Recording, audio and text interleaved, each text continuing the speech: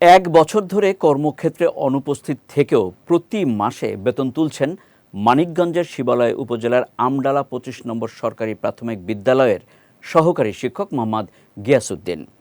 বিদ্যালয়ের শিক্ষার্থী ও তার সহকর্মীদের অভিযোগ, দীর্ঘদিন ক্লাস না নিলেও মাঝে মাঝে এসে হাজিরা খাতায় ২-৩ মাসের স্বাক্ষর করে চলে যান তিনি।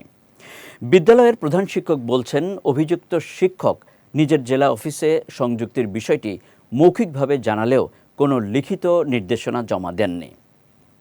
মানিকগঞ্জ প্রতিনিধি মোহাম্মদ সাব্বির হোসেন সাইফুলের তথ্য ও চিত্রে বিস্তারিত ডেস্ক রিপোর্টে।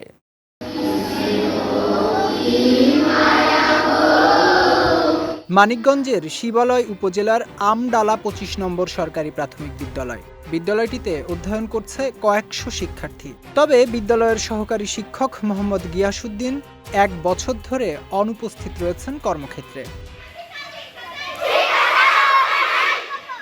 তবে অভিযোগ রয়েছে, কর্মক্ষেত্রে উপস্থিত না থেকেও প্রতি মাসে প্রাপ্ত বেতন তুলে নিচ্ছেন তিনি। শুধু তাই নয়, বিদ্যালয়ের শিক্ষক, শিক্ষার্থী ও অভিভাবকদের অভিযোগ, কিছুদিন পর পর এসে ক্লাস না নিলেও হাজিরা খাতায় কয়েক মাসের স্বাক্ষর করে যান গিয়াসউদ্দিন।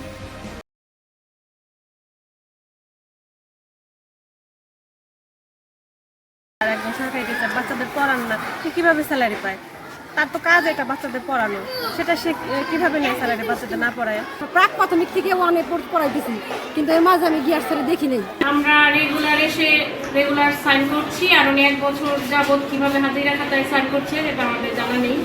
এদিকে বিদ্যালয়টির প্রধান শিক্ষক জানান, গিয়াসউদ্দিন মৌখিকভাবে বলেছেন তাকে জেলা শিক্ষা অফিসে সংযুক্ত করার কথা, তবে জমা দেননি কোনো লিখিত নির্দেশনা।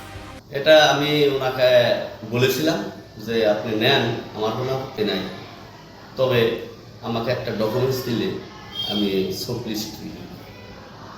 উনি বলল যে আমি ভারপ্রাপ্তটিও আমি নিয়ে যাচ্ছি, আমি সেটা অফিসিয়ালভাবে দেব।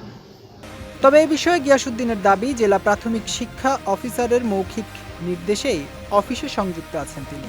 মৌখিকভাবে এবং বলে যে জেলা প্রাথমিক শিক্ষা অফিসার সে তখন ছিল তৌহিদ স্যার, তার মৌখিক নির্দেশনায় আমাকে অফিসে সংযুক্ত রাখছে।